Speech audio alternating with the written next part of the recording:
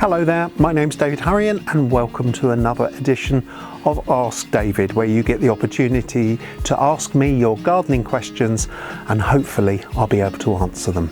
So let's get on and see what you've been asking me. So first this week, Jen's got in touch about her tomatoes. She says, is it a good idea to strip all the leaves off her tomato plants so that the light can get through to help them ripen properly?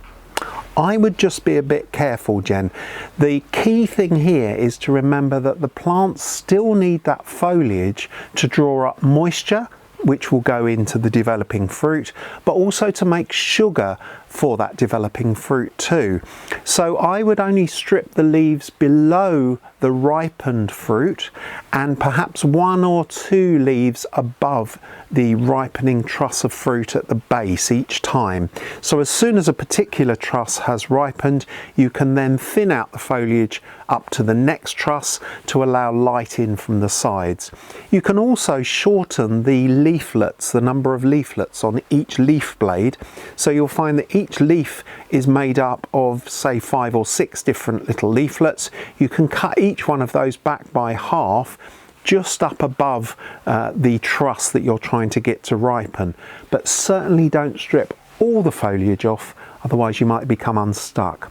And remember that later on this month, September, once we get to the stage where you've still got all that green fruit that is still unripened on the plants, it's probably a good idea to strip that fruit off, pop it into a paper bag indoors and pop in a banana or an onion into that bag, which will release ethylene gas that will help that fruit to ripen. Next, Eva wants some advice about how to keep her small greenhouse warmer during the winter. So I would take a leaf out of the Victorians book, Eva, to start with, and that is by putting a tank or at least a big trug bucket of water in my greenhouse over the winter, and you'll find that that will absorb any excess cold during the winter. The water will freeze rather than the plants surrounding it. The water will freeze first in preference to the plants. So it's a really useful technique for keeping an unheated greenhouse frost free in all but the really coldest conditions. I'd also be inclined to clean the inside of the glass thoroughly and then line it with bubble polythene, and that will help to give you at least 2, 3 or even 4 degrees of frost protection during the worst cold of the winter. But do remember, with both those tips, you will need to ventilate your greenhouse really well on warm days, sunny days in the winter, which can raise the temperature, increase the humidity inside the greenhouse and can lead to fungal problems. So make sure that you open the doors and the windows just to refresh the air. Around about midday is probably the best time to do it in the winter months, and you won't go far wrong. Stella's contacted me about her pear and cherry trees. She says that they're 4 years old and they haven't really produced any fruit at all, and she's pruning what she says at the right time or the correct time of year, but she doesn't actually tell me what she thinks the correct time of year is. So firstly, I would just say that the correct time of year for both of these, once they're established and around about 4 years and older, is to only prune them in the summer. So all the side growth that is made in the spring, reduce that side growth back to about 2 to 3 buds from the base in the summer. Around about the end of July, end of June, beginning of July, prune that vigorous growth back to 2 to 3 buds from the base to try and encourage the plant to make fruiting buds. If you prune in the winter, you'll find that you will get a growth response on both plants, which means that they'll be reluctant to set flowers and fruit. In fact, they probably won't produce any flower buds to speak of at all. And remember also that cherries and plums are best pruned during the summer so that you avoid any problems with silverleaf disease. Now Yvette's asked me about her Judas tree.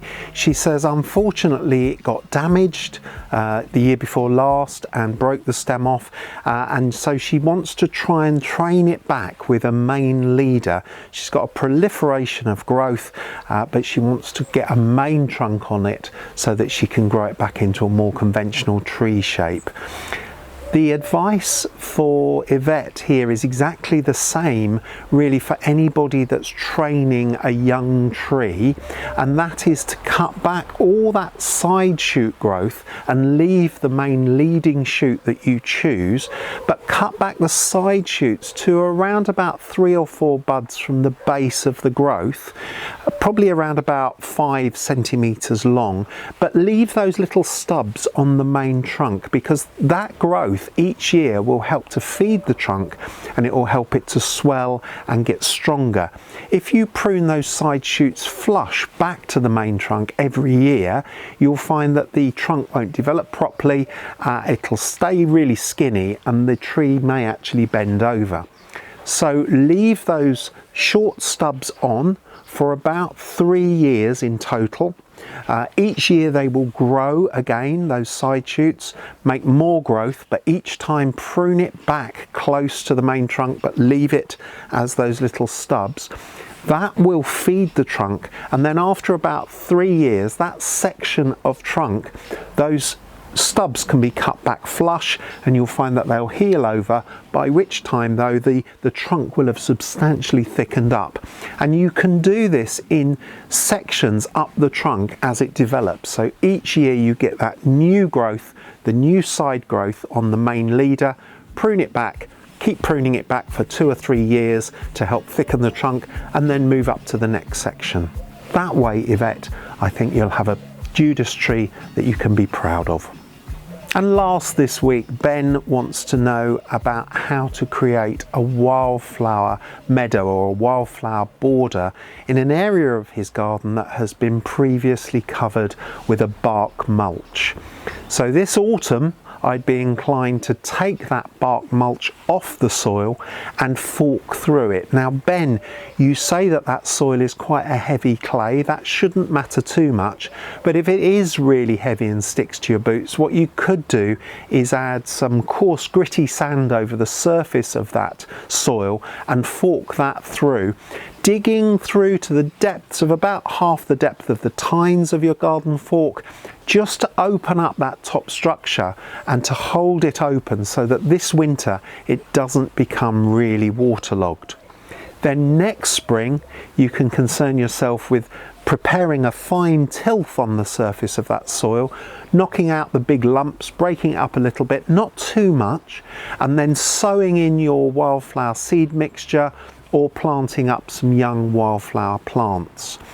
The key thing though in all of this is that you will get a really good germination of grass, but your wildflowers will probably have to try and start competing with that grass seed mixture.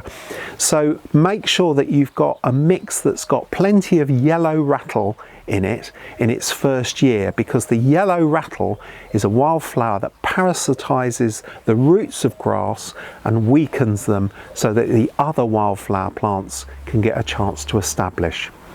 And all I can say is, Ben, well done doing your bit for wildlife, and good luck. So there you go, another week's worth of questions answered. Keep writing in, keep letting me know what questions are bothering you, and I'll try my very best to answer all of them in Ask David.